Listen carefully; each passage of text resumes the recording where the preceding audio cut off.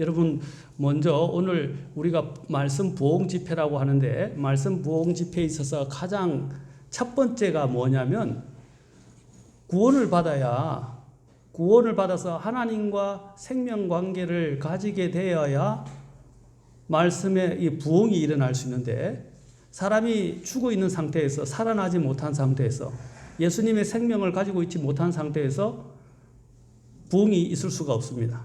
그래서 오늘 이 자리가 혹시 구원받은 분들에게는 구원의 확신을 가질 뿐 아니라 구원의 복음을 이런 식으로 전해야 되겠구나 하는 것을 또 배울 수 있는 계기가 되고, 오늘 예수님을 알지 못하는 분들은 오늘 객관적으로 예수님을 성경을 통해서 듣는 어떤 종교적인 이야기가 아니라 이것이 진리구나, 또 이것이 진짜 우리가 믿어야 될 바로 가장 중요한 진리이자 또 생명의 길이구나 하는 것을 배우고 느낄 수 있는 그런 계기가 되었으면 좋겠습니다. 그래서 제가 오늘 제가 너무 이렇게 작아서 적지 않은데, 진리와 영생의 길을 찾는 이들에게라고 제목을 정했어요. 그래서 다 적을 수가 없어서 이제 크게 보이게 하려고 제가 진리의 길을 찾는 분들에게 초반에 이렇게 적었습니다.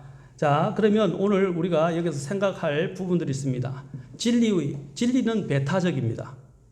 그리고 영원한 생명을 사람들이 찾으려고 지금 역사상 많은 사람들이 노력을 했지만 인간의 수명을 누리지는 못했습니다. 성경은 단정해서 말씀하십니다. 성경은 뭐라고 말합니까? 인간이 연수가 시편에서 말씀하시기를 연수가 70이요 강건하면 80이다 라고 다윗 왕이 이야기를 했어요. 자, 평균적으로 이야기하면 75 정도 되는데, 오늘날 사람들이 생명이 연장되었다고 하지만 정말 딱 맞아떨어집니다. 그대로 지금 연수가 많이 살면 80 정도 평균입니다. 75세에 요즘 우리 수명이 그렇기 때문에. 그러나 전 세계적으로 보면 더 미개하거나 위생적으로나 여러 가지 개발이 안 돼서 더 일찍 죽는 것도 많아요. 특히 아프리카라든지 제3세계라든지, 또 과학이나 의학이 발달돼서 더 치료법이 발달돼서 더 오래 사는 경우도 많습니다. 우리나라 같은 경우는. 자, 그러나 우리가 영원히 살지를 못해요. 영원히 살지 못하는 이유가 뭡니까? 영원히 살기 위해서는 어떻게 해야 됩니까? 과학이 발달되고 의학이 발달되고 신종의 약이 발달되고, 그렇죠? 그래서 우리의 생명을 이제 영원히 늘릴 수는 있습니까? 그럴 수는 없습니다. 그것은 한계가 있다는 것입니다. 그러나 성경은 우리가 영원한 생명을 얻는 방법, 그리고 또한 함께 배타적이지만 절대적인 이 진리를 가질 수 있는, 진리를 알 수 있고 또 진리의 길 안에 들어설 수 있는 그 길을 우리에게 제시해 주고 있다는 것입니다. 그래서 오늘 제목이 진리와 영원한 생명의 길을 찾는 이들에게라고 말씀드릴 수 있습니다. 예수님과 빌라도의 대화를 보시면 요한복음 18장 37절에서 주님께서 이제 말씀하셨어요. 나는 진리에 대하여 증언하려고 하노라. 진리에 속한 자마다 내 음성을 듣느니라 라고 말씀하셨어요. 바로 예수님께서 이제 제사장 가야바를 거쳐서 빌라도라는 이제 유대의 총독 그 위에 그 아래에서 신문을 받게 되었습니다. 그래서 주님께서 말씀하셨어요. 나는 진리에 대하여 증언하려 하노라. 그러자 이제 빌라도가 이렇게 묻습니다. 그분께 이르되 진리가 무엇이냐? 진리가 무엇이냐라고 물었어요. 많은 사람들이 묻는 질문입니다. 진리가 무엇이냐? 자, 이 진리가 무엇이냐? 제가 단적으로 먼저 오늘 답변을 드리기를, 요한복음 14장 6절에서 예수님께서 말씀하셨어요. 내가 곧 길이요 진리요 생명이니 나를 통하지 않고는 아무도 아버지께로 오지 못하느니라. 여기서 예수님께서 내가 곧 길이요 할 때 킹제임스 성경을 보시면, 영어 성경을 보시면 the way입니다. 이 the way라는 말은 뭡니까? 유일한 길, 유일한 진리, 유일한 생명이라고 말한 것입니다. 그리고 하나님께 가기 위해서는, 하나님 아버지께 가기 위해서는 반드시 예수님을 통하지 않고서는 안 된다 그랬어요. 그 하나님 아버지께로 가는 유일한 길은 바로 예수님이다. 유일한 진리는 또한 예수님이다. 또 유일한 생명을 얻는 길도 예수님이라고 예수님이 말씀하셨어요. 그렇다면 우리가 이렇게 생각해 볼 수 있어요. 예수님이 미쳤습니까? 아니면 예수님이 사기꾼입니까? 아니면 예수님께서 참말을 하신 것입니까? 자, 우리가 이런 것들을 나중에 D를 통해서 여러 가지로 증명할 수 있지만 이제 몇 가지 중요한 것만 가지고 우리가 생각해 볼 수 있습니다. 오늘 빌라도의 가장 큰 문제는 무엇입니까? 바로 자신 앞에 유일한 길이고 진리요 생명이신 예수님이란 그분이 계신데 그분이 자기 바로 앞에 있는데도 그분을 알아보지 못하고 그분에 대해서 진리가 무엇이냐고 물었다는 것입니다. 나중에 예수님께서 그 앞에 이미 예수님께서는 요한복음 14장 6절에서 자신이 무엇인지에 대해서 말씀하셨습니다. 자, 오늘 우리가 물어볼 그 질문도 그렇습니다. 사람들이 하나님이 계시는가? 라고 묻습니다. 그래서 시편 14편 1절에 보면 어리석은 자가 마음속으로 이르기를 하나님은 없다 하였도다 라고 그랬어요. 어떤 자가요? 킹제임스 성경 보면 이 어리석은 자가 the fool이에요. 바보만이 하나님이 없다라고 이야기한다라고 이야기하고 있어요.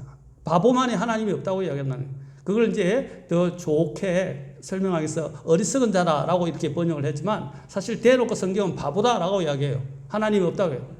자, 하나님이 우리는 눈에 보이지 않으면 없는 걸로 생각하는 사람들이 많은데 눈에 보이지 않아도 없는 거는 굉장히 많아요. 그렇지 않아요? 여러분 공기 눈에 보입니까? 아니요. 그냥 공기 존재하죠? 네. 맞아요, 안 맞아요? 여러분이 뇌를 본 적 있습니까? 요즘 거울이 있어서 뭐 수술할 때 모르겠어요. 뇌를 깨뜨렸을 때 뇌 속에 있는 걸 거울로 볼 수 있는 사람이 있는지 모르고 다 마취를 해야 되죠. 마취 안 하면 못 보죠. 자, 우리 속에 있는 내장들, 우리 속에 있는 것들을 우리가 보지 못하지만 다 존재한다는 걸 알아요. 자, 한 가지만 더 물어봅시다. 이순신 존재하나요? 네. 이순신. 그거 어떻게 알아요? 이순신이 진짜 존재했는지 어떻게 아냐고요? 기록. 근데 그 기록이 믿을 수 있나요? 그렇죠? 우리는 못 봤잖아요. 그런데 사람들은 기록되어 있다고 믿는다고 그런다고요. 성경도 기록되어 있다고. 성경 외에 많은 문헌들도 기록하고 있어요. 자, 우리가 보이지 않는다고 해서 존재하지 않는 게 아니에요. 그런데 많은 사람은 내가 보지 않았기 때문에 믿지 못하겠다. 보지 않기 때문에 그것은 이제 증거가 되지 못한다라고 이야기를 합니다. 세상은 그렇게 찾는지 모르지만 우리 인간은 영적인 존재입니다. 그리고 영적인 존재이기 때문에 보이는 것에 의해서만 살아가는 게 아니에요. 우리의 생각, 우리의 상상들도 보이지 않는 것입니다. 우리가 꿈꾸는 것도 사실 보이는 것이라고 할 수 없습니다.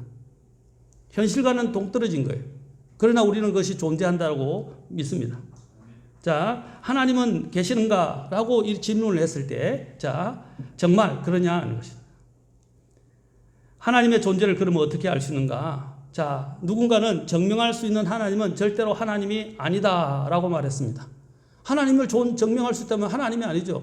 하나님은 모든 것을 초월하시고, 그렇죠? 또 모든 것 위에 계신 분인데, 또 우리의 모든 차원을 뛰어넘는 분인데 그 하나님이 만약에 우리가 그 하나님을 증명할 수 있다면 우리가 하나님이지. 그렇죠? 하나님을 우리가 믿을 필요도 없고 하나님을 찾을 필요도 없다는 것입니다. 그렇지만 하나님께서는 우리가 하나님은 보이지 아니하지만 그러나 하나님을 알 수 있고 하나님을 찾을 수 있는 흔적들을 하나님께서 남겨놓으셨다는 것입니다. 그러면 첫 번째 우리가 대표적으로 봅시다. 논리적으로 한번 접근해 봅시다. 자, 논리적으로 한번 볼 때 하나님은 어디에도 안 계시다. 또 하나님은 지금 여기에 계신다. 제가 한 재미있는 예화를 통해서 말씀드리겠습니다. 영국의 어떤 한 과학자가 학생들에게 무신론을 가르치려고 분필을 가지고 칠판에다가 아래와 같이 써놨습니다. Nowhere is God.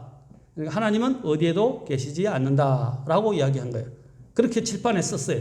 그러자 한 학생 중에 믿는 학생이 있었는데 그 믿는 학생이 그 과학자가 써놓은 문장을 띄어쓰기를 하여 아래와 같이 문장을 고쳐 놓았습니다.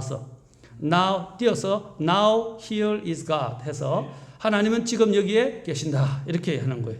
자, 문장은 똑같은 단어들로 그 철자들로 구성되어 있지만 이 철자를 어떻게 읽느냐에 따라서 어떻게 띄어쓰기하고 어떻게 읽느냐에 따라서 어떻게 해요? 보는 관점이 완전히 달라진다는 것입니다. 우리가 옛날에 말놀이를 많이 했죠. 아버지가 방에 들어가신다를 띄어쓰기를 안 해서 아버지 가방에 들어가신다. 뭐 이렇게 했던 그 말장난 놀이들이 있었죠. 똑같다는 것입니다.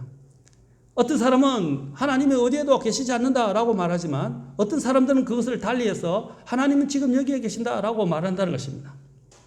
하나님께서는 믿지 않는 자들의 눈에는, 사람들에게는 보이지도 아니하고 또 없는 것처럼 느껴지지만 그러나 존재하신다는 것입니다. 믿는 사람들에게는 더 분명히 존재한다는 것입니다. 그렇죠? 아까도 말씀드렸죠. 산소 같은 경우도 우리가 보이지 않지만 존재하는 것처럼 하나님께서도 보이지 않고 지금 증명할 수 없지만 하나님은 존재하신다라는 것입니다. 대표적으로 나중에 보겠지만 여러분 공기의 무게를 잴 수 있어요, 없어요? 아마 현대과학도 아직 공기의 무게에 대해서는 말 못했을 거예요. 요즘은 뭐 산소, 공기의 뭐 무게 뭐 이야기를 하는데 그것이 사실 이렇게 사람들이 청량한 것이 정확한지도 모르겠지만 그 청량한 대로 그 청량한 것이 발견된 지금은 얼마 안 돼요. 그러나 킹제임 성경을 보시면 이미 오래전부터 하나님께서는 공기의 무게까지 달아나셨다고 말씀하십니다. 나중에 살펴볼 것입니다. 하나님 우리가 보는 성경은 허무맹랑한 신화나 어떤 종교적 이야기가 아니에요. 하나님의 이 말씀은 사실이며 진리이며 또 그것은 그대로 말씀하신 대로 다 모든 것이 존재합니다. 왜냐하면 하나님은 위대한 과학자이십니다. 자, 우리가 여기서 이제 살펴보겠습니다. 그러면 하나님의 존재에 대해서 우리가 이제 한번 하나님이 존재하신다 아닌다에 대해서 아무도 장담하지 못한다고 가정했을 때 한번 봅시다. A라는 사람이 있고 B라는 사람이 있어요. A라는 사람은 하나님께서 계실 확률이 50%다라고 이야기합니다. 그런데 B라는 사람은 하나님이 계시지 않을 확률이 50%다라고 이야기합니다. 자, 다르죠? 자, A라는 사람은 믿는 자라고 할 수 있고 B라는 사람은 믿지 않는다고 이야기합시다. 자, 이렇게 생각합시다. 죽고 난 다음에 하나님이 계시고 천국과 지옥이 있다 라고 A는 믿고 있고 B는 죽고 난 다음에 하나님도 안 계시고 천국이나 지옥이나 심판도 없다라고 믿는 거예요. 자, 이 두 사람의 논리에 대해서 우리가 논리적으로 한번 생각해 봅시다.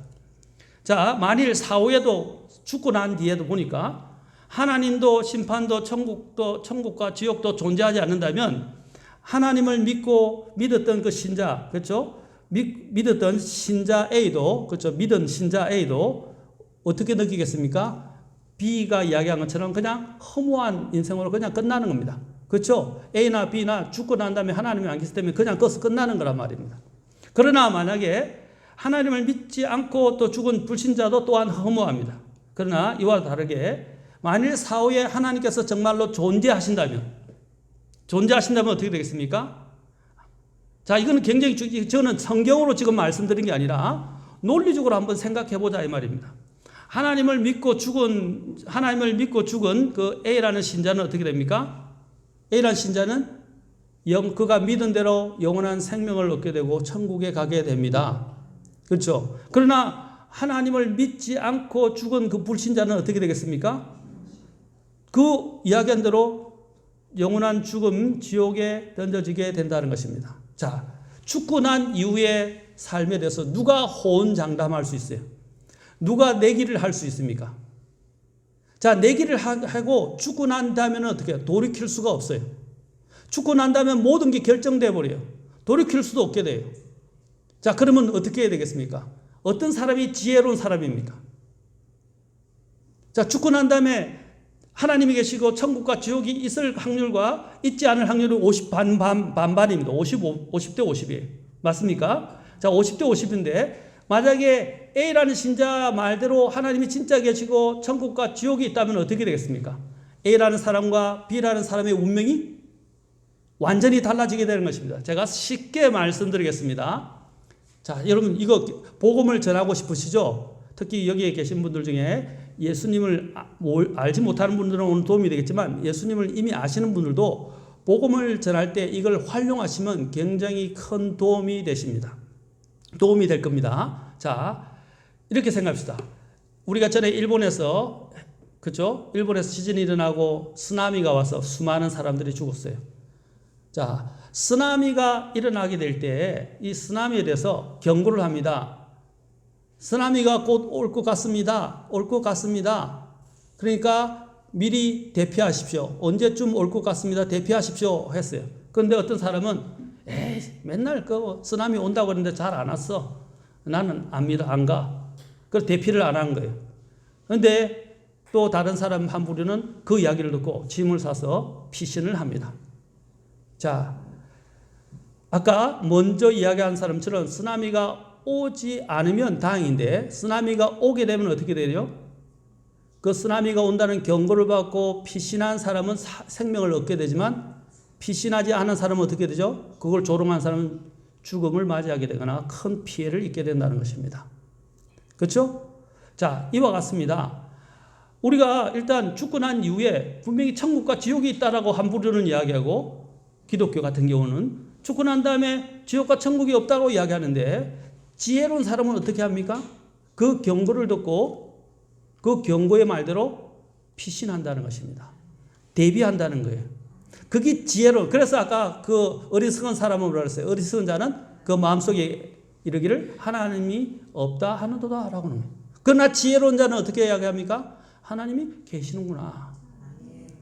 그리고 하나님이 말씀하신 것이 사실이구나. 하나님이 경고하신 그 말씀이 사실이구나 하고 어떻게 해요? 그걸 믿고 대비한다는 것입니다.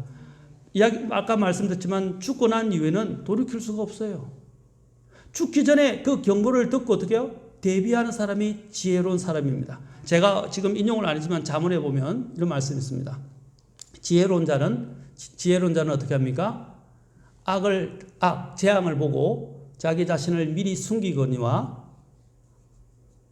단순한 자는 길을 계속 가다가 벌을 받느니라 라고 되어 있어요. 자, 무슨 뜻입니까? 지혜로운 자는 앞에 재앙이 있다는 걸 알고 어떻게 해요?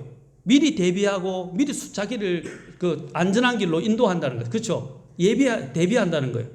그러나 어리석은 자는 어떻게 해요? 단순한 자는 여기서 어리석은 자 이야기하는데 단순하면 좋은 거예요. 그러나 단순함이 그렇죠? 지혜를 찾아야 되는데 지혜가 아닌 어리석음을 찾게 되면 그것은 멸망의 길로 가는 겁니다. 그 단순한 자는 어떻게 해요? 난 괜찮아 하고 계속 길을 가다가 어떻게 한다고요? 멸망을 당한다 이 말입니다. 벌을 받느니라. 그 잠언에 2번이나 나와요. 그 말씀이. 자, 여러분들은 지혜로운 사람입니까? 어리석은 자입니까? 지혜로운 사람이 되어야 되겠죠? 논리적으로 봐도 우리는 알 수 있어요. 자, 이런 것으로 해서 예수님을 믿으라 하는 게 아니라 제가 예수님을 믿어야 될 첫 번째 이유로서 논리적으로 지금 말씀을 드리는 것입니다. 그래서 예수님을 믿는 것이 오히려 그렇죠? 안전하다 이 말입니다. 안 믿고 나중에 둘 다 없으면 상관없지만 둘 다 있게 되면 어떻게 되죠? 없으면 상관없지만 이제 실제적으로 있게 되면 두 사람의 운명은 완전히 극명하게 갈리게 되고 극과 극을 달리게 된다는 것입니다. 그래서 저는 여러분이 먼저 논리적으로 지혜로운 자가 되어야 돼요. 그리고 또 하나님의 경고, 성경의 사실을 믿고 구원받으라 이 말입니다. 진리를 알고 영원한 생명을 얻기를 바랍니다. 그 다음에 또 하나는 이제 사후의 운명에 대해서 말씀드렸죠. 누가 자신의 영원한 생명의 문제를 놓고 내기를 할 수 있는가? 누가 자신의 사후 미래의 운명에 대해서 함부로 호언장담할 수 있는가? 자, 두 번째는 역사의 중심과 분기점인 예수 그리스도에 대해서 말씀을 드리겠습니다. 자, 우리가 예수님에 대해서 이야기할 때 역사라고 이야기합니다. 역사는 우리가 이렇게 하면 이렇게 이야기했는데 나중에 제가 또 보여드리겠습니다. 역사는 그분의 이야기입니다. 그분이 누구냐면 바로 예수 그리스도의 이야기다. 그분의 이야기. 세상 어느 곳 어느 종교를 믿는 사람에게 가서 물어봐도 역사를 안다면 나사렛 예수님과 같은 분은 없다고 다 인정하게 될 것입니다. 예수님만큼 유일무이한 분도 없었기 때문입니다. 예수님은 역사의 방향을 바꿔 놓으셨습니다. 예수님께서는 세상의 역사에서 하나님과 그분의 아들 예수님을 빼면 역사의 대부분이 사라지게 됩니다. 서양사를 보세요. 여러분 서양 세계사를 읽어보셨나요? 그렇죠? 거기서 예수님을 빼면 그 지면의 대부분이 사라져요. 맞습니까? 자, 우리나라도 물론 찬란한 역사가 있지만 우리나라 사실 건국과 더불어 시작될 때 처음에 조선 말기에서부터 이때 수많은 선교사들이 들어오고 수많은 기독교적인 영향으로 해서 개화가 되기 시작했어요. 그래서 독립운동을 했던 대부분의 분들이 누구예요? 기독교인들이었어요. 기독교가 들어간 데마다 사람을 개화시키고 사람들을 계몽시키고 사람들의 눈을 뜨게 하고 사람들이 문명적으로 바뀌게 되고 사람들이 더 자유를 구하게 되고 번영하게 됐다는 거예요. 그것은 그 기독교는 뭡니까? 기독이라는 말은 예수님을 이야기하는 겁니다. 예수님을 믿는, 그렇죠? 신앙의 무리들을 이야기하는 거예요. 그게 기독교예요. 그렇죠? 예수님을 믿는. 그래서 이 모든 역사에서 예수님을 빼버리면 역사에서 가장 중요한 것이 많은 부분들이 지면이 다 삭제되는 것과 같은 것입니다. 자, 여기서 보면 제가 여기를 했죠? history라고 이야기했는데 아까 역사를 영어로 history라고 그래요. 왜 history라고 했을까요? history는 his story라는 뜻입니다. his story. his가 누굽니까? 여기서 누구를 이야기할까요? 마호메트를 이야기할까요? 부처를 이야기할까요? 누구를 이야기할까요? 바로 이 history는 그분의 역사, 하나님의 역사, 곧 예수님은 하나님이시기 때문에 그 예수님의 역사를 이야기하는 것입니다. 그렇죠? 하나님의 역사인데 그 하나님이 직접 우리의 눈에 보이도록 나타나신 분이 누구냐면 예수 그리스도라는 것입니다.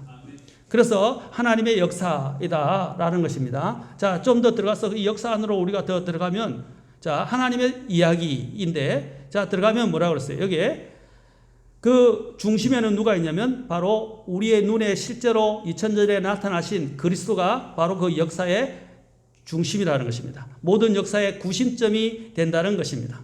그래서 역사는 바로 그분의 이야기다라는 것입니다. 자, 대표적으로 제가 역사가 그분의 이야기하는 걸 보여요. 여러분 다 BC와 AD 써야 안 써요? 우리가 지금 표기하기를 그 예수님을 쓰고 싶지 않아 가지고 이렇게 표기합니다. 기원전, 기원후 이렇게 이야기를 해요. 근데 기원이란 말도 놀라운 거예요, 사실은요. 우리가 기원이라는데 그럼 기원이 어디서 시작되느냐 하는 거 아닙니까? 그렇죠? 그 기원의 시작이 뭐냐? 우리가 영어로 보통 또 책에서 표기할 때 그걸 영어로 표기할 때는 B, C, 그다음에 A, D라고 표기를 합니다. 맞습니까? 이 B, C 할 때 B가 뭡니까? 여기 나온 대로 before Christ라고 그래 있어요. 그리스도께서 오시기 전 역사다 이 말입니다. 그다음에 그 예수님을 중심으로 또 예수님이 태어난 것을 중심으로 해서 또 어떻게 해요? AD 해요. 그렇죠? 이 아노 도미니라는 것을 라틴어에서 나왔는데 아노 도미니라는 말은 뭐냐면 킹제임스 성경 여러분이 영어 사전을 보시면 in the year of the Lord 바로 주님의 해 이후 이런 뜻입니다. 주님께서 오신 이후로 이런 뜻입니다.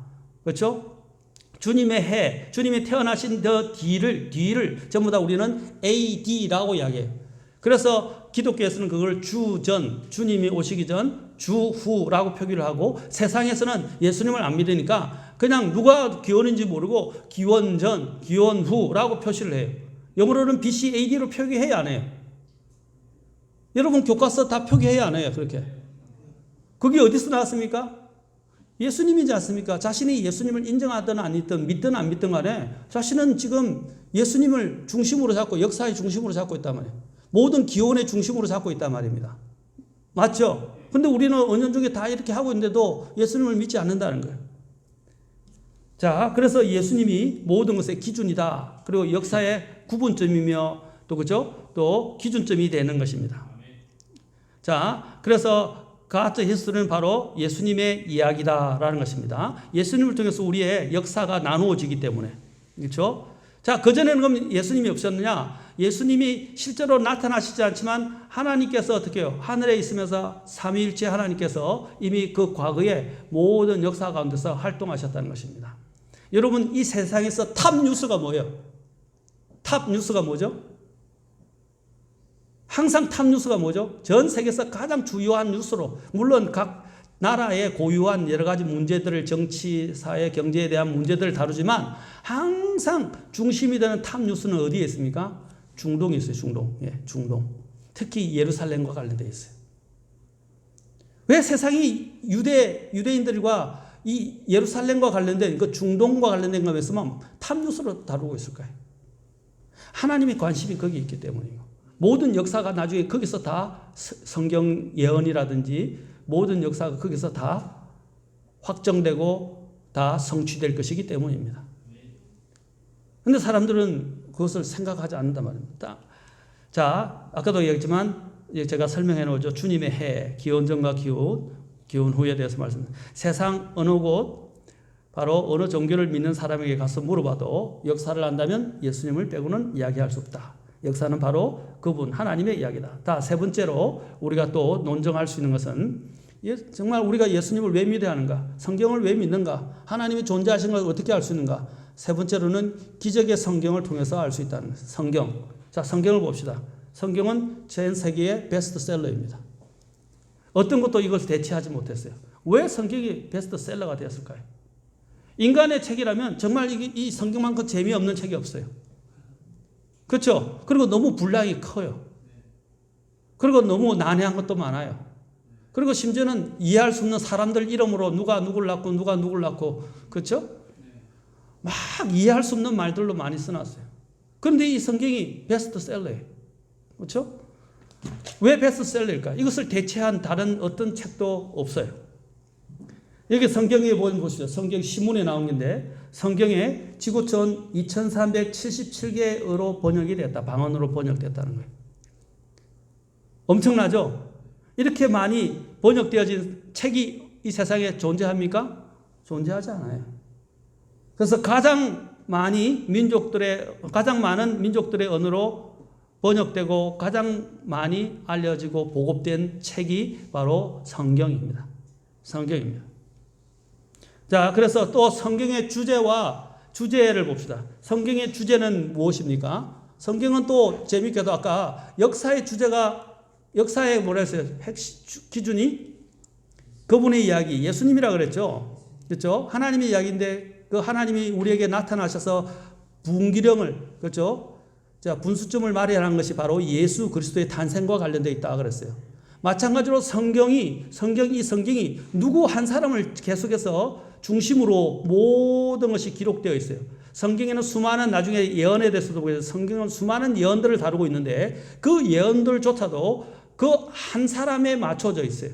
한 사람을 중심으로. 그리고 한 사람과 관련된 역사, 왕국과 관련되어 있다는 것입니다. 그게 누구냐? 바로 예수님이다 이 말입니다. 성경을 보십시오. 40여 명의 기자가 이 성경을 기록했어요.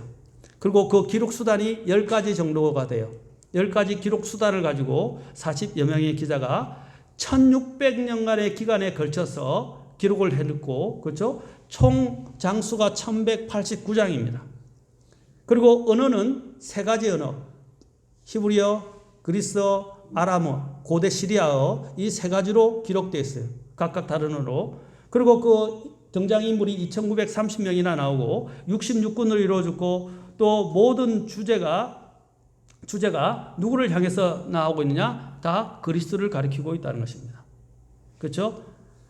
자, 이렇게 많은, 그래서 우리가 요한복음 여기에 적어놨지만 성경 시간상 찾지는 않겠습니다. 요한복음 5장 39절부터 40절에 예수님께서 직접 이렇게 말씀하세요. 성경 기록들을 탐구하라. 너희가 그것들 안에서 영원한 생명을 얻는 줄로 생각하거니와 그것들은 곧 나에 대하여 증언하는 것들이라. 예수님께서 이 모든 성경 기록이 누구에 대해서? 예수님에 대해서. 여기 교회에 이미 다니시고 믿는 분도 계시지만 엠마오 도상으로 가던 두 제자를 만나서 예수님께서 어떻게 하셨어요? 그들을 만나자 그들이 부활하신 예수님을 알아보지 못했어요. 그런데 예수님이 어떻게 했어요? 성경을 펴서, 그죠? 구약 성경 전체를 통해서 어떻게 해요? 그 성경이 누구를 가르치는지에 대해 설명해 주셨어요. 누구예요? 그 예수님에 대해서 가르치는 걸 설명해 주셨단 말이에요. 그러자 그들이 눈이 열리고 마음이 뜨거워지게 되고 눈이 열려서 예수님을 알아보게 된 거예요. 자, 여기서 우리가 알 수 있듯이 이 성경은 바로 예수님이 주제이고 예수님에 대해서 기록된 것이다. 그리고 예수님께서도 말씀해요. 그 성경, 그 예수님이 어떤 분이냐? 아까 예수님은 내가 곧 길이요 진리요 생명이다 라고 말씀하셨죠. 그 예수님이 아까 이야기한 대로 생명을 주시는 분입니다. 그래서 여기는 그러죠. 너희가 성경 기록을 탐구하면 그게 누구에 대해서 기록되어 있냐면 예수님에 대한 기록인데 그 예수님을 믿는 사람은 어떻게 해요? 생명을 얻게 된다고 그랬어요. 예수님이 하신 말씀대로요. 내가 곧 길이요 진리요 생명이니 나로 말미암지 않고서는 아무도 아버지께로 올 자가 없다라고 말씀하셨어요. 여러분이 잘 알고 있지만 요한복음을 보시면 요한복음은 이 처음에 예수님을 믿어야 될 사람들이나 예수님을 처음에 믿었던 사람, 초신자라고 하시죠. 그런 사람들이 가장 먼저 읽어야 할 책으로 권해지는 책이 바로 요한복음입니다.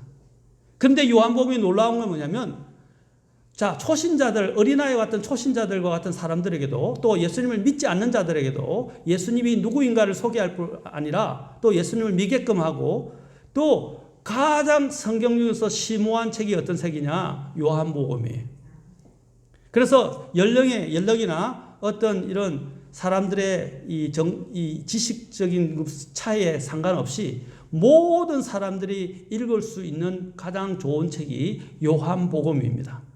자, 요한복음의 기록을 한번 볼까요? 사도 요한이 요한복음을 볼 때 요한복음 20장으로 가서 한번 잠깐만 봅시다. 한 절만 우리 찾아봅시다. 가만히 앉아 들으니까 졸리시는 것 같아요.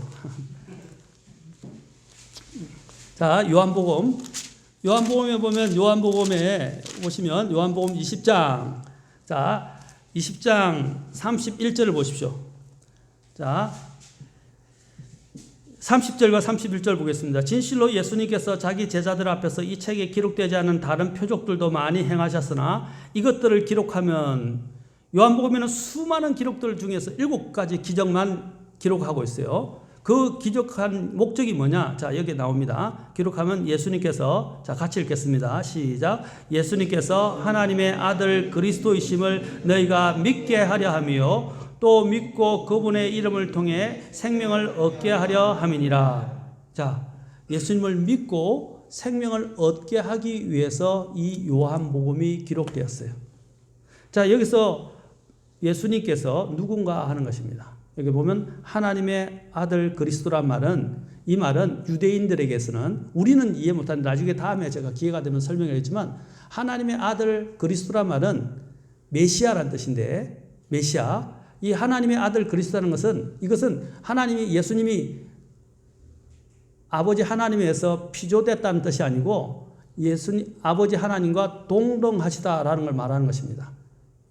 동등하다는 걸 말해요. 같은 생명을 가지고 통치하시는 동등하신 분이라는 것을 원래 이 단어가 뜻하는 겁니다. 그래서 아들 그리스도라는 것은 곧 말하면 예수님이 하나님이시다 이 말입니다.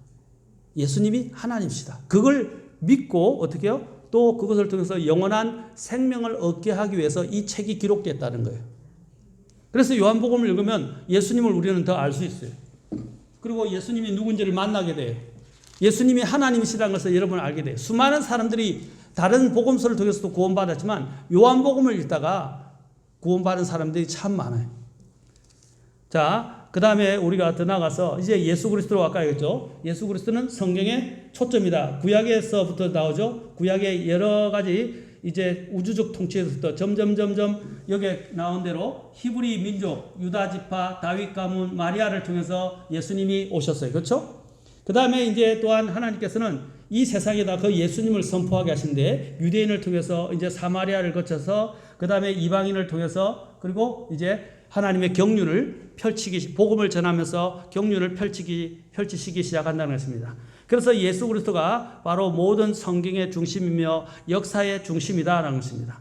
그 성경을 통해 우리는 통해서 역사를 알 수 있고, 또 예수님을 만나게 되고, 또 성경은 그 예수님이 어떻게 앞으로 오실 것인지에 대해서 하나하나 다 예언을 해놓고 있다는 것입니다. 구약 성경은 뭐냐? 다시 말해서 예수 그리스도께서 오시는 것을 고대하고 기다렸어요. 메시아이신 하나님이 나타나실 것을 기다렸다. 이제 신약은 뭐냐? 예수님이 2000년 전에 오셨잖아요. 그 오신 이후로 예수 그리스도의 죽음과 부활을 이제 바라보면서 어떻게 해요? 이제 예수님이 다시 오실 것이라 약속하셨어요. 성경은 나중에 살펴보겠지만 성경은 그걸 다 예언해 놨어요. 우리가 대언이라고 말하는데 그걸 대언 안에는 예언이 있어요. 성경이 다 대언을 해 놨어요. 자, 대언한 걸 한번 우리가 뒤에 보겠습니다. 자, 6번째 성경의 예언, 대언에 대해서 보도록 합시다. 자, 여기 보면 이제 여기 좀 자세하게 잘 작아서 보일런지 모르겠지만 제가 눈이 그래서 잘 안 보이네요. 자, 예수님께서 여기 보면 보십시오. 구약에 보면 예수님이 오실 것에서 구약의 대언자들이 이미 다 내다보았어요. 자, 아까 시대가 다르다. 40여 명의 제자들이 어떻게 했어요? 성경에는 있는데 구약에도 많은 대언자들이 있었어요. 대언자들이 동시대에 산 것이 아니라 각각 다른 시대에 살았어요.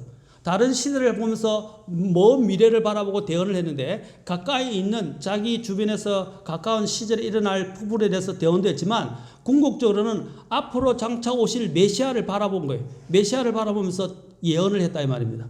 그 예언을 했는데 그들이 뭘 봤냐면 가장 주요한 예언이 두 가지로 직결되는데 하나는 예수님이 처음 2000년 전에 오셨던 초림이라고 그래요. 처음 오심에 대해서 기록이 되어 있고 그 다음에 또 하나는 뭐냐면 더 멀리는 예수님이 다시 재림하실 것을 그들은 내다봤어요.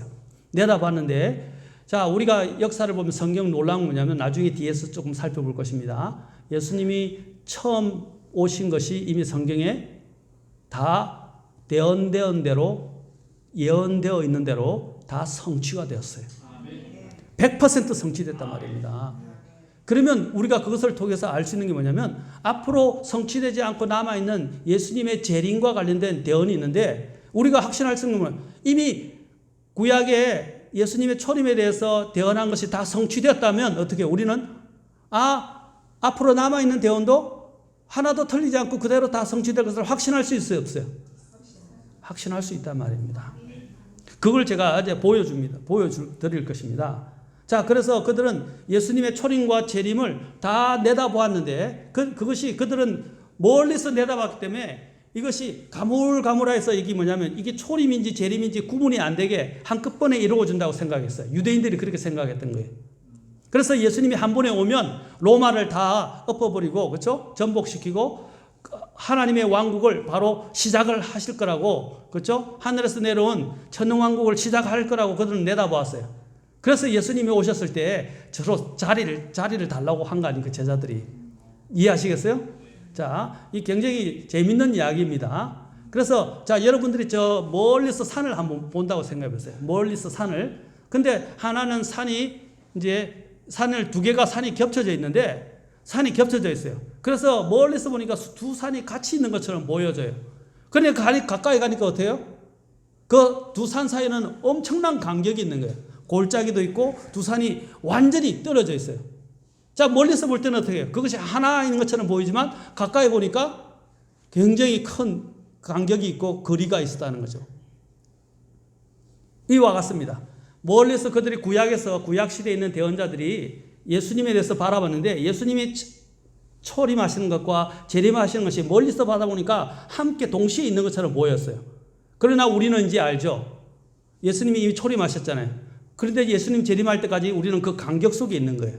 와서 봐보니까 초림은 이미 이루어졌는데 재림은 아직 남아있구나 하는 걸 안단 말입니다. 그러나 구약의 대언자들은 그걸 인지하지 못했어요. 그렇죠? 예수님이 한 번 오시면 모든 것이 다 끝난다고 생각했어요. 그러나 우리는 이제 그것이 아니라는 걸 알고 우리는 골짜기 속에서 앞으로 저 산을 앞으로 예수님의 재림의 대언의 산을 바라보면서 지금 걸어가는 것입니다. 그래서 이것을 예언의 산봉우리라고 이야기를 해요. 자, 그 다음에 구약 성경 대언의 두 가지 초점은 뭐냐면 자, 구약에는 예수님을 고난받을 종으로 오실 메시아로서 이야기합니다. 고난받는 것은 예수님이 십자가에 죽으시기 위해서 오셨다가 고생하시고 인간으로 사셨다가 나중에 배반당하시고 십자가에 못 박혀 죽으시고 피 흘리시고 그죠? 또 7가지 말씀을 남기시고 돌아가셨다는 걸 이야기합니다. 바로 예수님이 그렇게 고난받을 종으로 오실 메시아에 대해서 이야기했어요. 그런데 아까 재림과 관련해서는 재림은 어떤 거냐면 예수님이 더 이상 고난받는 종으로 오신 게 아니라 이제는 만왕의 왕으로서 나타나실 것에 대해서 이야기하는 거예요. 그 성경이 그 대언은 그 두 가지란 말이에요. 첫 번째 아까 고난받을 종은 뭐냐면 초림과 관련되어 있고 처음 오심과 예수님께서 만왕의 왕으로 오셔서 모든 것을 통치하시고 심판하시는 분으로서는 어떻게 해요? 재림과 관련되어 있어요. 그러나 이 부분은 이제 곧 성취될 거고 아직 성취되지 않았지만 곧 성취될 것입니다. 그러나 분명히 우리가 완전히 성취될 것을 믿습니다. 제가 여기 구절들을 적어놨죠. 이제 나중에 구절들 여기서 이야기하겠지만 자, 이 구절들에 대해서 한번 우리가 살펴보도록 합시다. 자, 여기서 보면 여기에 성취된 예수 그리스도에 대한 예언들을 이야기해놨는데 자, 봅시다. 구약에서 대언을 했을 때 이제 구약에서 자, 여기서 처음에는 메시아가 대언을 처형을 당한다라고 시편 22편 7절과 8절에서 이야기를 해놓고 있죠. 자, 시편 22편 7절과 8절 여기 보면 예수님이 고난을 당하시고 처형을 당할 것을 미리 대언해놨어요. 그것이 언제? 실제로 이루어지면 마태복음 27장에서 그대로 이루어집니다. 그리고 마가복음에도 마찬가지고 누가복음에도 기록되어 있어요. 그 다음에 예수님께서 또 메시아에게 썰개즙을 탄 포도주가 예수님께서 마시게 되는데 썰개즙을 탄 그죠 식초를 마시게 되셨는데 그것이 어떻게 됩니까? 바로 이사야서 69장 21절에 시편 69편 21절에 대언이 되어 있었습니다. 그런데 그것이 나중에 마태복음 27장 34절, 요한복음 19장 28절과 30절에 이미 성취가 되었다고 기록하고 있습니다. 그래서 성경의 첫 번째 신약 책에 보면 마태복음의 특징 중에 하나가 뭐냐면 기록되었으되라고 말하면서 이것이 성취되었느니라, 이루어졌다라고 계속 이야기를 하고 있어요. 왜 그걸 강조하는지 아십니까? 구약에 예언되은 대로 예수님께서는 그것을 그대로 이루셨다는 것을 말해주는 것입니다. 이것은 놀랍지 않습니까? 여러분, 제가 한 가지 질문하겠습니다. 여러분 여기 근처에 혹시 그리스도인들은 그런 데 가면 안 되지만 절대 가면 안 됩니다. 점장이가 있는데 용하단 점장이가 막 미래를 너무 점을 잘 치더라. 그러면 어떻게 되겠어요? 아마 사람들이 돈 다발을 두고 그 앞에 그렇죠? 문 앞에 서서 주 장사진을 칠 것입니다.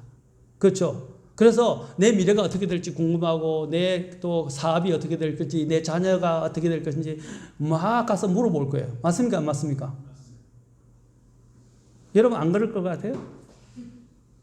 그렇죠? 그러나 아까도 얘기했지만 그런 점장이들은요 100% 정확하지 않습니다.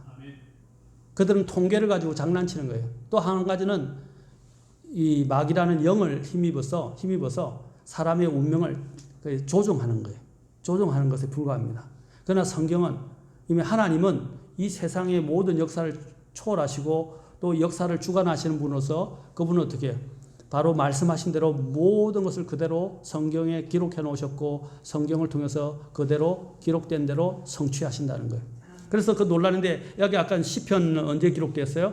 다윗이 있을 때잖아요. 다윗이 언제 있습니까? 다윗이 언제째 사람입니까? 예수님 오시기 1000년 전의 사람이에요. 그렇죠? 자, 여기 보면 아까 시편이 그렇고, 자, 그 다음에 이사야서 아까 이사야도 이야기했는데,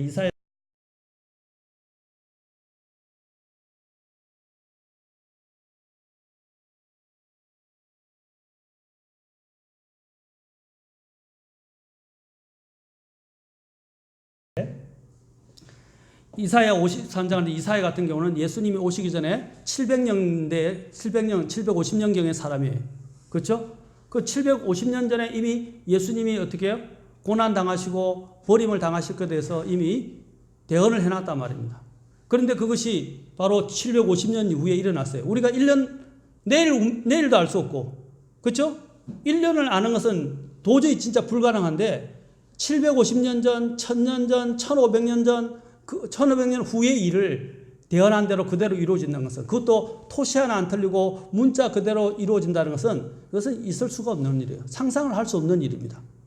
그러나 성경이 그것을 정확하게 대언해놓고 그 정확한 대언의 그 문자, 말씨 그대로 하나도 토시도 안 틀리고 다 성취되었다는 거예요. 자, 그러면 우리가 어떻게 해야 돼요? 수많은 사람들이 사실은 전부 성경을 알려고 뛰어들어와야 되잖아요. 근데 참 이상하죠. 사람들이 성경을 알려고 오지 않는다는 거죠. 왜냐하면 그걸 못 보게 하려고 항상 방해하는 사람이 존재가 있어요. 그게 마귀예요. 사탄이 항상 그 진리를 보지 못하게 하고 어둠 속에 갇혀 있고 자기가 죽을 때 이 마귀가 고약한 게 뭐냐면 마귀는 혼자 안 죽어요. 곱게 안 죽는다. 예수님은 다른 사람을 위해서 다른 사람을 살리려고 자기에게 죽는데 그게 의인이에요. 그렇죠? 그런데 이 마귀는, 이 악인은 어떻게 하냐면 자기 혼자 안 죽어서 자기 혼자 죽기가 배가 아프니까 다른 사람들을 같이 끌어가지고 하나님의 가장 위대한 창조물인 이 인간을 끌어다가 인간과 함께 죽으려고 하는 거예요. 그게 마귀가 심보가 못된 거예요. 근데 그 마귀가 예수님을 이렇게 사람들이 알고 찾아가는 것을 원하지 않기 때문에 어떻게 해요? 사람들의 눈을 가려버리는 거예요. 눈을 가려서 예수님을 못 보게 하는 거예요. 자, 한번 우리가 잠깐 살펴봅시다. 고린도후서 4장 4절 한번 봅시다. 고린도후서 4장 4절. 자, 여기 보시면 재밌는 말이 있으니까 한번 읽어보고 우리 가도록 합시다. 죄송합니다. 고린도후서 4장 4절. 예.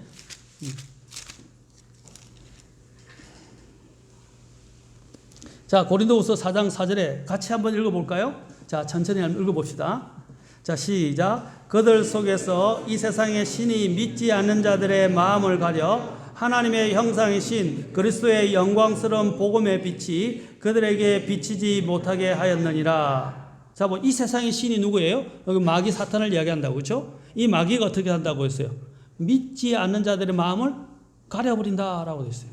그래서 마음을 가려서 하나님의 형상이신 바로 예수 그리스도의 그 복음의 빛, 생명의 빛이죠. 이 복음의 빛이 그들에게 비치지 못하도록 만든 거예요. 여러분 지금 햇빛이 들어오는데 이렇게 가려놓으니까 햇빛이 들어와요, 안 들어와요? 안 들어오죠? 그죠? 만약에 아주 두꺼운 이런 여러분이 커튼으로 완전히 다 치면 어떻게 해야 되죠? 이제 알래스카 같은 데는 그렇죠. 온종일 해가 떠서 잠을 못 자서 차양막 치기도 하죠, 완전히. 그것처럼 사탄이 바로 이렇게 커튼을 쳐가지고 그 그리스도의 빛이 영광의 복음의 빛이 못 비치게 한단 말입니다. 물론 성경이 사실이고 성경이 진리인데도 그걸 못 보게 하려고 마귀가 발악을 한단 말입니다. 왜? 그 사람들이 자기하고 같이 멸망으로 혼자 가기가 배가 아프니까 사람들을 끌어들여 같이 가는 거예요.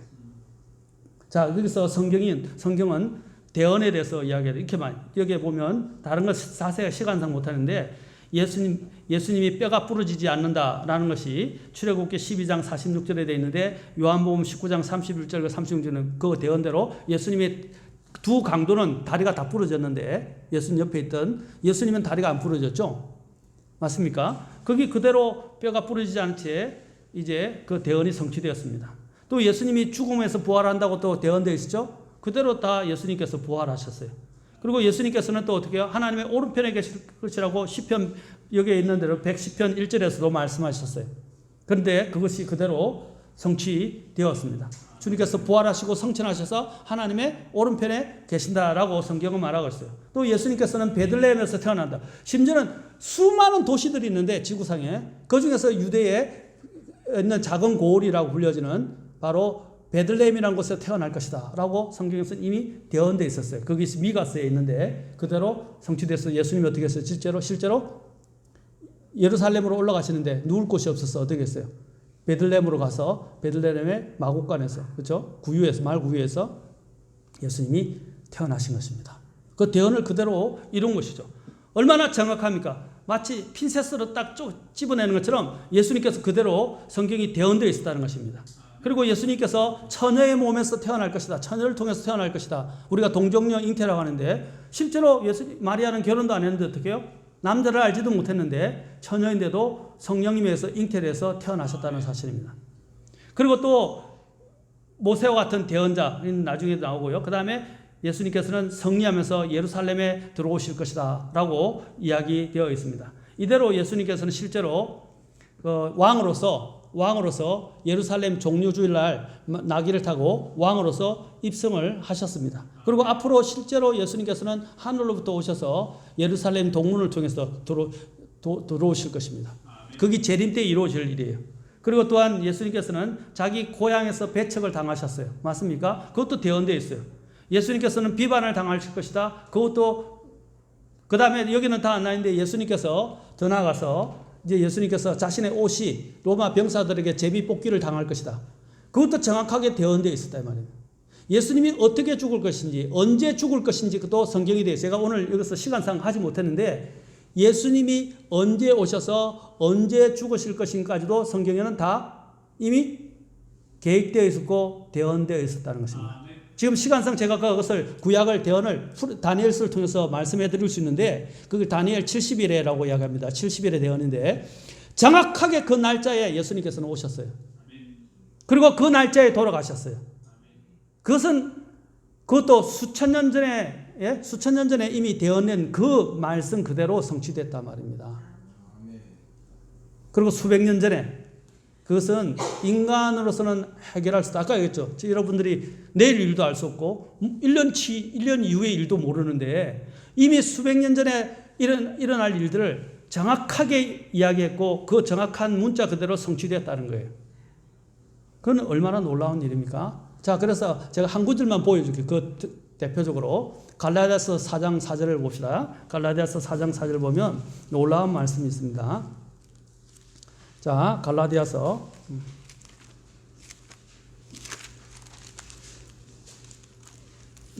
우리가 졸릴 때는 성경을 하나씩 찾으십시다. 자, 갈라디아서 4장 4절.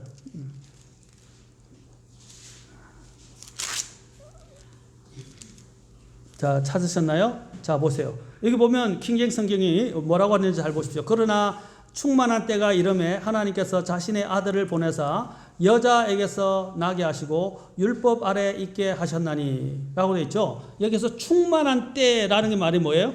여기 보면 fullness of the time 이라고 되어 있어요. 이 무슨 말이냐면 때가 어떻게 해요? 딱 우리가 아이가 예정일에 만삭이 되고 딱 예정이 돼서 아이가 어떻게 해요? 9개월 만에 아이를 낳죠.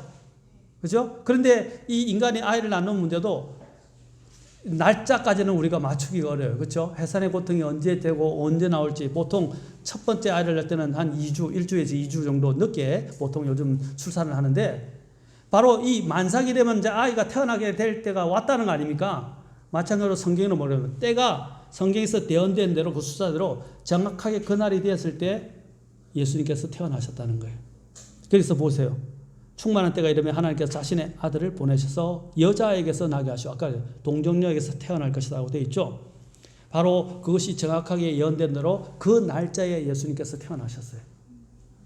다음에 다니엘서 9장을 혹시 여러분들이 이제 혹시 공부하게 되면 이것이 날수 하나도 틀리지 않고 그대로 성취된 것을 알게 될 것입니다. 자, 지금 제가 영어를 했는데 죄송합니다. 여기 보면 예수님이 이제 이 구약의 대언 메시아 대언이 예수님 안에서 어떻게 성취되는가를 그 성경 그 주제와 그 다음에 성경 구절과 성취된 내용을 지금 여기서 이야기하고 제일 먼저가 뭐냐면 예수님께서 여자의 씨로 오실 것이다. 창세기 3장 15절이 갈라디아서 아까 4장 4절에서 이야기되었죠. 여자의 씨로 올 것이다.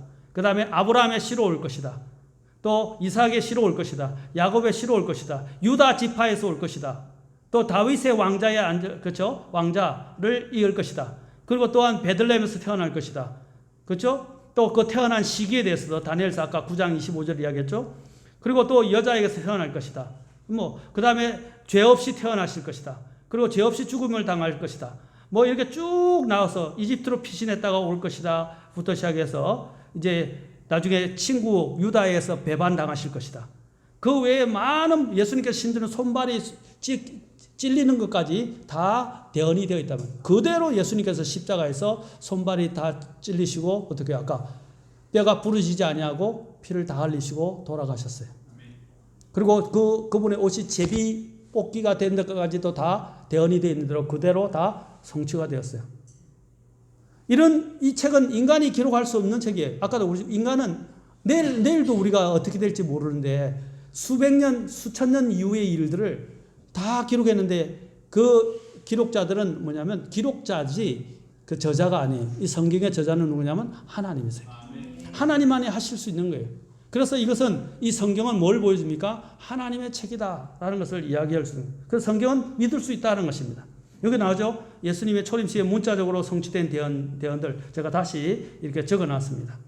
처녀에게서 나시고 베들레헴에서 나시고 자녀들이 죽임을 당하고 헤롯에서 이집트로 불러내어짐을 받을 것이고 성령님으로 기름 부음받고 예루살렘으로 입성하실 것이고 친구에서 배반당하시고 또 은 30에 팔릴 것까지 다 대언되어 있고 그 은 30에서 그 돈이 뿌려진 것이 토기장의 밭이라 불려져요. 그 토기장의 밭을 그거까지 사게 되고 그렇죠? 또 침뱉음을 당하고 채찍질을 당하시고 뼈가 하나도 꺾이지 아니하시고 또 쓸개즙과 식초를 마시게 될 것이고 그 다음에 손과 발이 찔리게 되고 그 외에 많은 부분에 대해서 성경이 다 대언을 하고 있다는 것입니다. 이제 자 여러분들에게 말씀드려요. 예수님의 재림에 대해서도 또 대언이 되어 있어요. 근데 재림에 대해서는 아직 성취가 되지 않았지만 지금 성취 중에 있고 그게 유대에서 지금 일어나고 있는 일이에요. 유대인들이 지금 고토로 1948년에 자신의 땅으로 돌아갔죠. 한 번만 더 생각해 봅시다. 유대인들은 1900년 동안 이 세상에서 유랑했던 민족이에요. 우리나라가 일제 36년 치하에 있었을 때, 그렇죠? 또 그 언어를 잃어버릴 뻔했어요. 100년 이상을 남의 민족의 속국으로 갔다가 자신의 민족성과 언어와 문화를 그대로 되찾은 나라는 이 지구상에 존재하잖아요. 단 한 민족 외에 유대 민족이에요. 유대 민족은 1900년 동안 나라 없이 온 세상이 흩어졌지만 자신의 언어를 잃어버리지 않고 자신들의 문화를 잃어버리지 않고 자신들의 민족성을 잃어버리지 않았어요. 그리고 1948년에 하나님의 기적적인 역사에서 땅이 없다가 어떻게 해요? 쫓겨났다가 그들이 다시 땅을 되찾아서 돌아갔어요. 그래서 지금 유대에 지금 정착하게 돼요. 1900년 동안이나 땅에서 쫓겨나가지고 자신의 땅이 없었던 나라가 이제는 그들이 어떻게 해요? 자기의 땅을 되찾는 것이 이게 기적이 아니고 뭡니까? 유대인을 보면 기적이라고 할 수 있어요. 바로 이런 일들이 그 유대에서 지금 땅을 찾았는데 유대인들이 왜 그곳에 있게 돼요? 나중에 오실 메시아인 예수님을 기다리는 거예요. 그래서 모든 역사가 예루살렘을 중심으로 이루어질 것입니다. 그래서 예수님의 재림시에 문자적으로 성취될 예언에 대해서 이야기했어요. 예수님이 오셔서 왕좌에 앉으실 것이고 모든 민족들을 심판하실 것이고, 그렇죠? 이제 앞으로 예수님이 오시기 전에 적그리스도가 올 거고 하는 내용들이 다 성경에 다 대언될 얘기입니다. 너무 많아서 제가 오늘 다 말씀 못 드리고 이제 창조주 하나님에 대해서 보도록 합시다. 창세기 1장에 보면 성경에서 처음에 하나님께서 하늘과 땅을 창조하시니라 라고 말했어요. 성경의 창세기의 첫 기록의 시작은 뭡니까? 그분을 우주의 창조자라고 말하고 있습니다. 우주의 창조주라고 선언한단 말입니다. 성경은 변론하지 않아요. 성경은 선언하고 있어요. 자, 하나님은 분명하기 때문에, 자, 하나님의 먼저 창조주 하나님이 있어 건축가 하나님이에요. 자, 핸드폰이 있는데 핸드폰이 저절로 만들어집니까? 자, 여러분, 제가 여기 지금 리모컨을 갖고 있는데 이 리모컨을 부품을 다 빼가지고 통 안에 이어서 자, 리모컨을 막 통 안에서 흔들면 리모컨이 만들어져요? 아니요. 가능해요? 불가능해요? 불가능하죠. 그렇죠? 이 우주는 이거와 비교할 수 없도록 복잡해요. 근데 그 우주가 갑자기 빅뱅에서 뻥 했는데 질서정연하고 막 생물이 살 수 있는 모든 이런 환경이 조성되고 딱 맞아 떨어지냐. 이것도 한번 뻥 해가지고 만들어지지 않는데, 그렇죠? 빅뱅이를 통해서 만들어졌다는 것은 다 거짓이에요. 그것은 상상, 확률적으로 있을 수가 없는 일. 자, 핸드폰인데 핸드폰을 이것이 있다면 핸드폰을 대신 이걸 봅시다. 이것이 있다면 어떻게 해요? 그럼 핸드폰을 합시다. 핸드폰인데 누군가가 이걸 디자인하잖아요. 누군가 설계를 해야 되죠. 그리고 누군가 디자인을 해야 되고, 그리고 이것을 만드는 기술자들이 공장에서 직접 이것을 그대로 설계한 대로 만들지 않습니까? 그렇죠? 그런데 이 우주가 아무도 설계하지 않고 디자인하지 않고 만들지도 않는데 갑자기 뻥 했는데 이렇게 질서정연한 체계가 움직여지고 인간의 몸이 이렇게 오장육부가 확실하게 다 모든 게 갖춰져서 정확하게 나올 수 있나요? 오늘? 불가능하다 이 말이에요. 가능성이 1%도 없어요. 그건 불가능한 거예요. 자동차가 있는데 차 설계자와 제작 기술자가 없이 만들어진다? 근데 나는 있는데 원래부터 내 스스로 생성되고 태어나고 자라났다? 우주 만물은 있는데 우주 만물이 창조주 없이 스스로 창조되고 정밀하게 제 위치와 궤도에서 움직인다?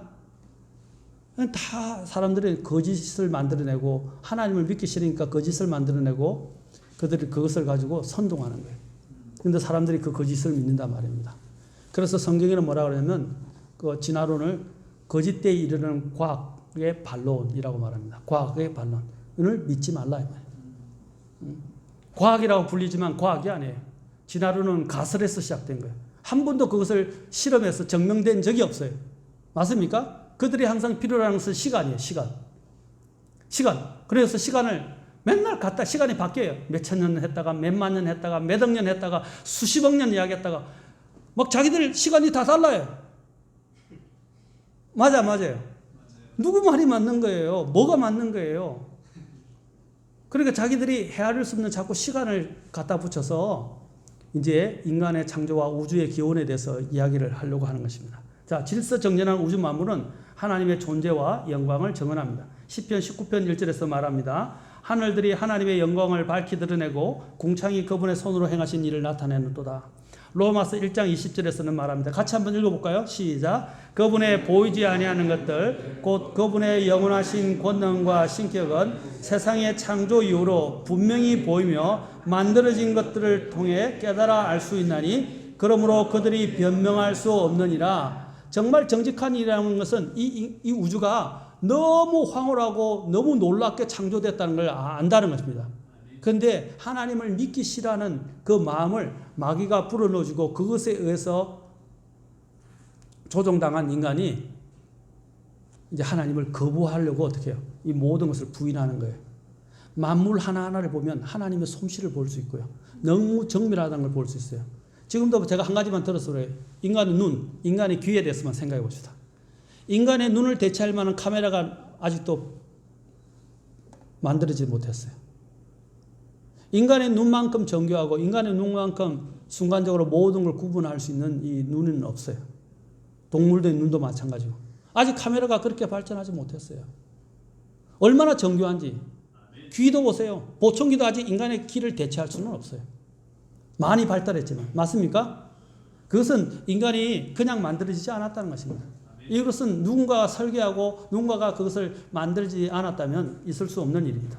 자, 이 우주를 보십시오. 인간이 있어서 우주를 바라보죠. 얼마나 정밀합니까? 얼마나 정교합니까? 얼마나 아름답습니까? 그 다음에 또 하나, 이제 우리가 생각하는 양심이 이제 하나님의 존재와 심판을 증언한다는 것입니다. 자, 양심에 대해서 이제 마지막, 이게 굉장히 중요해요. 졸지 마시고는 들으세요. 자, 이 양심은 영어 단어 conscious에서 나는데, 원래 이게 라틴어에서 유래했어요. 이 can이라고 할 때, con이라고 할 때, con은 함께 또는 함께라는 with 또는 together 이런 뜻입니다. 그 다음에 calm에서 나온 건데, 적도 이게 can. 그 다음에 sense라고 이야기할 때, conscience 할 때, 이 sense란 말은 원래 여러분이 이것은 알다라는 뜻이에요. 그렇죠? 알다. 우리가 스펙 할 때 SP 이렇게 나오잖아요. sense, SCE 이렇게 나오는 것은 보다 이런 뜻이에요. 보다, 알다 이런 뜻이에요. 그래서 안다, 지식. 그래서 knowledge 또는 진리, 지식 이걸 이야기합니다. 법칙. 그래서 science의 합성어로서 자, science가 거기서 나온 거죠. 그래서 conscience라고 이야기해요. 그래서 원칙적으로 이 어원적으로는 무엇과 함께 아는 지식 또는 과학이라는 뜻입니다. 이 양심이라는 뜻이 누구와 더불어 안다 이런 뜻이에요. 누구와 더불어 아는 지식 이런 뜻이에요. 근데 누구와 더불어 아는 거예요, 그러면? 나만 알고 있는데 누가 알고 있다는 거예요. 거기 성경은 하나님이다 라고 해요. 양심은 누가 준 거예요? 사람들은 모르는데 하나님은 알고 계시다는 거예요. 그 5원에서도 이야기를 한다. 자, 그럼 양심에 대해서 조금 더 생각해보자. 그러면 도대체 무엇과 함께 하나? 우리와 함께, 우리의 내면에서 함께 안다는 뜻으로서 정확하게 말하면 하나님과 함께 아는 지식이나 과학이라는 의미다. 인간의 양심은 곧 하나님께서 인간에게 심어놓으신 법이다 이 말입니다. 법. 자, 그래서 양심을 어길 수 없어요. 여러분이 양심을 어기면 어떻게 해요? 거짓말하면 어떻게 해요? 자, 애들이 물론 철면피 같은 사람들이 있지만 대부분 거짓말하거나 양심을 어기면 알 수 있어요, 없어요? 다 알아요. 다 안단 말입니다. 거짓말 탐지기 같은 경우는 대표적으로 그 인간의 이 안에 있는 이 움직임, 그렇죠? 그 움직임을 아주 미세한 움직임까지 감지를 해서 이렇게 기록이 나오게 돼 있는 거예요. 그게 뭐냐면 자신이 이 양심과 움직임을 속일 수가 없다는 거예요. 그렇죠? 그 양심은 왜 우리가 거짓말하면 그냥 거짓말하면 되지 왜 거짓말합니까? 거짓말하면 이 자꾸 양심이 뜁니까? 콩당콩당 뛰잖아요. 얼굴이 벌개지기도 하고. 자, 여기 보십시오. 양심은 올라가리고 손가락을 보십시오.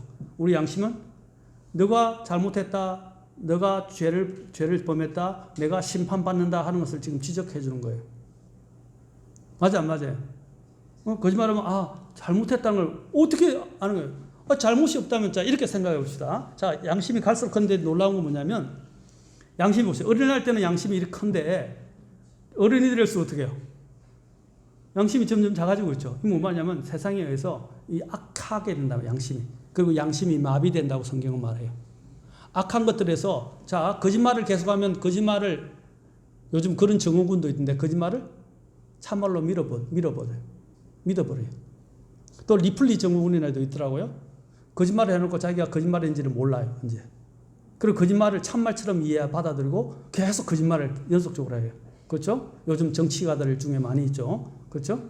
그것처럼 이런 거짓을 계속 말하다 보면 그 거짓을 참말로 받아들이게 된단 말이에요. 그게 뭐냐면 양심이 마비되는 건데 갈수록 인간의 이 양심이 점점 악해진단 말입니다. 자, 그런데 양심해 봅시다. 로마서 2장 14절에 보면 율법을 소유하지 않은 이방인들, 아까 유대인들은 하나님의 법을 가지고 있었어요. 근데 이방인들은 하나님의 법이 없었어요. 그러면 이방인들은 어떻게 심판받냐 이 말입니다. 근데 이렇게 말합니다. 율법을 소유하지 않은 이방인들이 본성을 통해 율법 안에 있는 것들을 행할 때에는 어떻게 해요? 이런 사람들이 율법을 소유하지 않아도 자기에게 율법이 되나니 이런 사람들은 또한 자기 양심이 정언하며 자기 생각들이 서로 고소하고 변명하는 가운데 자기 마음속에 그렇게 된 율법의 행위를 보여주냐. 뭐라 했어요? 율법이 뭐라 했어요? 자기에게 율법이 되는데 그게 뭐라 해요? 자기 양심이 정언하고 고소하고 변명한다 그랬어요. 자, 이 양심은 뭘 보여줍니까? 자, 양심은 자 로마서 2장 16절에 이런 심판에 대해서요. 하나님께서 심판하실 것이라는 걸 보여주는 거예요. 그래서 내가 죄를 지으면 자꾸 콩당콩당 뛰는 거예요. 그러면 뭐예요? 하지 마라 이렇게 이야기하는 거예요. 그런데 그걸 어기면 어떻게 해요? 이제 양심이 막 굉장히 이 양심의 찔림을 받는다 그러잖아요. 양심의 찔림을 받게 되잖아요. 그런데 이제 우리는 시간이 지나면 잊어버리죠? 하나님은 안 잊어버려요. 하나님은 기록하고 있어요, 그걸. 자, 요즘은 이렇게 생각합니다. CCTV 있죠? 우리는 모른다고 모르게 범죄를 했는데 보니까 나중에 어떻게 해요? CCTV에 다 찍혀 있었어요. 그렇죠? 그래서 사람들은 안 본다고 생각하고 자기 몰래 했다고 했는데 CCTV에 찍히는 것처럼 하나님은 아까 같이 한다 그랬죠. 하나님은 우리가 한 모든 말과 행동, 잘못된 행동, 죄들 다 찍고 계시다. 다 기록해놓은. 성경에는 기록했다고 말을 하고 있어요. 자, 아까 이 성경에 대해서 했는데 이제 성경, 그 다음에 성경 과학에 대해서 했는데 시간이 없어서 성경 과학까지는 하지 못하고요.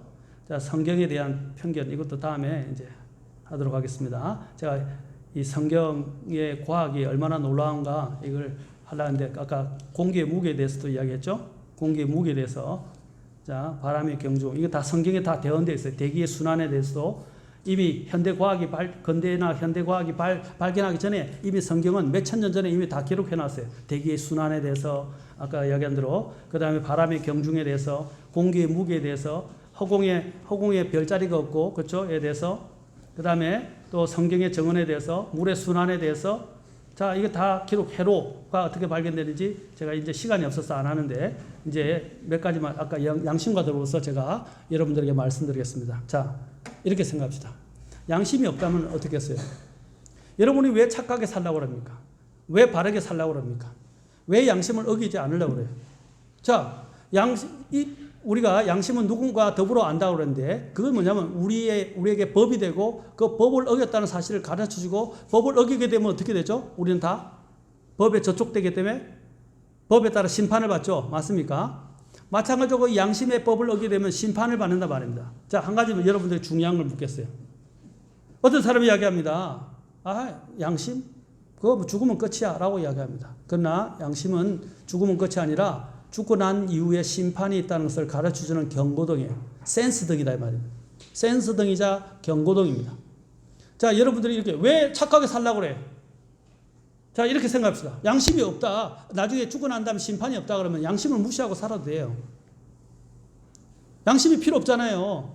이 세상에 착하게 살든 악하게 살든 심지어는 다른 사람을 죽이든 다른 사람의 물건을 도둑질하든 아무렇게나 살아도 되잖아요. 왜? 죽으면 끝이고 흙으로 돌아갈 건데 왜 착하게 살라고 그래? 왜 바르게 살라고 그래? 하지 말라고 내가 양심의 이 법이 계속 나에게 고소를 하고 이야기한단 말이에요. 그러면 안 된다 자꾸 경고를 하잖아요. 맞지 않습니까? 그걸 뭘 가르치냐면 내가 죽고 난 이후에 심판이 있다는 것을 가르쳐 주는 겁니다.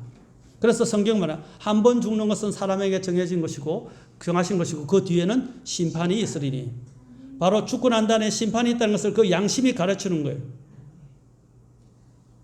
그래서 하나님이 뭐라고 말씀하시면 그 양심을 씻을 수 있는 것은 뭐냐면 그 죄를 용서해 줄 수 있는 하나님을 통해서만이 양심이 씻을 수 있다는 것입니다. 근데 우리가 아까 법을 어기면 어떻게 해요? 법에 대해서는 대가를 지불해야 되죠. 그래서 어떻게 하냐면 그 대가를 내가 지불해야 되는데 어떻게 지불해야 되냐면 성경에 말합니다. 이제 우리가 이야기해 봅시다. 이건 넘어가고요. 유명한 재밌는 이야기인데 자, 이 인간과 이 사람 사이를 갈라놓은 것이 바로 이 죄인데 이 죄가 하나님과 우리 사이를 갈라놨어요. 그리고 우리는 그 죄를 지어서 이제 영원한 멸망에 이르리라. 그래서 로마 3장 23절에 보면 모든 사람이 죄를 지어 하나님의 영광에 이르지 못한다라고 그랬어요. 그 죄가, 그런 사람들은 이 죄를 커버하기 위해서 어떻게 합니까? 죄를 덮기 위해서 선행도 하고 다른 종교도 찾고 도덕을 추구하고 또 철학을 통해서 자신의 죄를 씻으려고 합니다. 그러나 인간은 이 죄의 문제를 해결할 수가 없어요. 오직 예수님만이 여러분들의 그 죄, 고통, 죽음, 지옥의 죽음의 문제를 해결할 수 있다는 것입니다. 그 예수님께서 아까 얘기했죠. 양심을 어기게 되면 심판을 받는데 로마서의 6장 23절에 보면 모든 사람이 죄를 지었으므로 하나님의 영광에 이르지 못하고 죄의 싹은 사망이다 그랬어요. 사람이 죽게 된 이유가 뭐냐면 환경 때문이 아니라 죄 때문에 죽게 된 것입니다. 이 죄의 문제를 해결하기 위해서는 어떻게 됩니까? 자, 내가 그 죄의 대가를 지불해야 되는데 내가 스스로 지불하면 내 생명을 내어놔요. 아까 사람이 죄의 싹은 사망이라고 그래요. 사망이라는 것은 생명을 내어놓는 거예요. 생명을 내어놓고 죽어야만이 그 죄의 값을 지불해야 됩니다. 우리도 이 법을 어기면 어떻게 해요? 법을 어기게 되면 죄값을 치른다 그러잖아요. 그래서 벌금을 물거나 감옥에 들어가게 돼요. 형을 받게 되고. 마찬가지로 우리도 이 죄를 짓게 되면, 양심을 어겨서 죄를 짓게 되면 심판을 받게 돼 있어요. 그런데 하나님의 심판은 뭐라 그랬어요? 죄를 지으면 사망이다 그랬어요. 사망. 모든 사람이 죽게 된 것은 죄 때문이란 말입니다. 이 죄의 문제를 해결할 수 있는 유일한 길은 뭡니까? 누군가가 내 죄값을 다 지불해 주는 것입니다. 다 치루어 주는 거예요. 그러면 나는 죄값을 지불하지 않아도 됩니다. 그리고 사면을 받을 수 있습니다. 자, 대표적으로 유명한 이야기를, 여러분들이 이 이야기 제가 좋아서 이야기하는 건 아닙니다. 별로 저도 좋아하지는 않지만 그냥 예화로 좋아서 제가 말씀을 드립니다. 여러분, 삼성의 이건희 회장의 딸이 누구죠? 유명한 사람이 이분인이죠? 이부진 회장.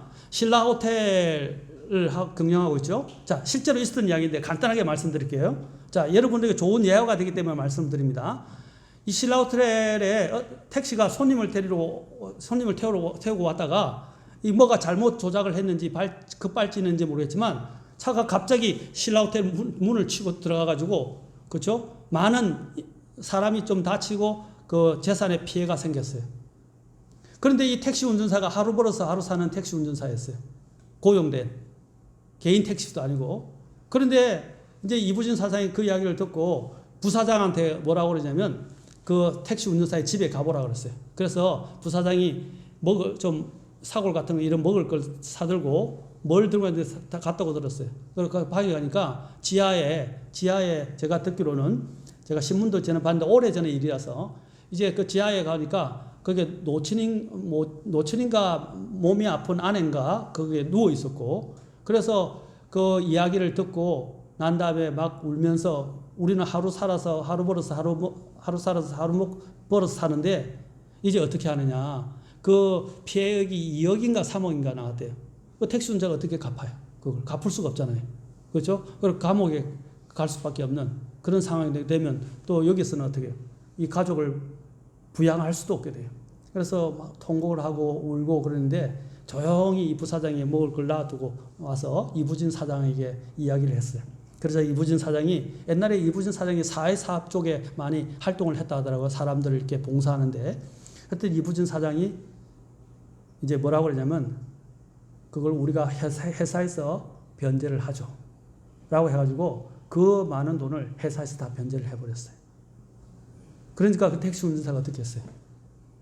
얼마나 감사했어요. 너무너무 감사하게 된 거예요. 자, 이것이 바로 예수님께서 우리를 위해서 행하신 일이라는 것입니다. 바로 우리는 죄 때문에 우리는 죽을 수밖에 없었고, 우리는 죄값을 우리는 마땅히 지불해야 되고, 영원한 그 죄값을 지불해서 죽어서 지옥에 가서 형벌을 받아야 되는데, 바로 이부진 사장처럼 예수님께서 죄가 없으신 분이 우리를 대신해서 우리의 죄를 짊어지시고 십자가에서 못 박히고 고통당하시고 모욕을 당하시고 피 흘려 죽으셨다는 것입니다. 그 일을, 우리를 그래서 우리에게 죄를 사면받게 하시고 우리가 잃어버리는 영원한 생명을 얻게 하시고, 우리가 원래 하나님의 형상을 가지고 태어난 고귀한 존재인데 그 고귀한 존재의 성을 찾게 하시려고 예수님이 하나님이신데도 불구하고 하늘의 왕자를 버리시고 이 땅에 오셔서 우리를 대신해서 그 고통을 받으시면서 십자가에서 피를 다 쏟아 놓으시고 십자가에 죽으셨습니다. 죽으실 때 그분이 어떤 말을 남기셨습니까? 다 이루어도다. 뭘 이뤘다는 것입니까? 이 불쌍한 인간, 죄로 인해서 죽을 수밖에 없고 멸망당할 수밖에 없는 이 인간을 위한 구원의 길, 생명의 길, 그 생명의 길을 하나님께서 다 마련해 놓으셨다는 것입니다. 그것이 예수님이 우리를 위해서 하신 거예요. 그래서 아까 그랬죠. 이 책이 기록된 이유가 뭐라 했어요? 바로 예수님을 믿고 그분을 통해서 영원한 생명을 얻게 하기 위해서 기록됐다고 그랬어요. 예수님 외에는 우리의 죄를 사면받을 수 있는 방법이 없어요. 인간은 자신의 죄를 사면받기 위해서 온갖 선행과 온갖 데서 우리의 양심을 막 덮어버리고 씻어버리려고 합니다. 양심이 잘못한 것을. 그러나 그것으로는 죄가 없어지지 않아요. 성경에서 말합니다. 이디오피아인들이 어떻게 해요? 자기의 피부를, 그렇죠? 검은 그 피부를 하얗게 만들 수 없잖아요. 그렇죠? 또 표범이 자기의 이 반점을 세탁한다고 해서 없어질 수 없잖아요. 성경이 말합니다. 마찬가지로 우리의 죄를 우리가 씻을 수가 없어요. 우리는 우리 죄로 인해서 죽어야 마땅하고 심판을 받아 마땅하고 지옥에 가야 마땅합니다. 그러나 하나님께서는 우리를 너무 사랑하셔서 우리가 이 죄 때문에 지옥에 가서 죽는 걸 원하지 않으셨어요.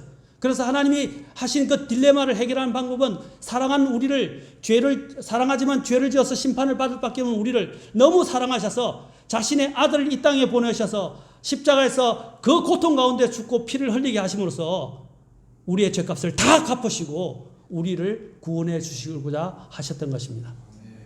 그리고 예수님이 우리를 대신해서 십자가에 죽으셨지만 그 죽음이 예수님을 붙들어 놓을 수 없었어요. 예수님이 무덤을 여시고 3일 만에 부활하셨어요.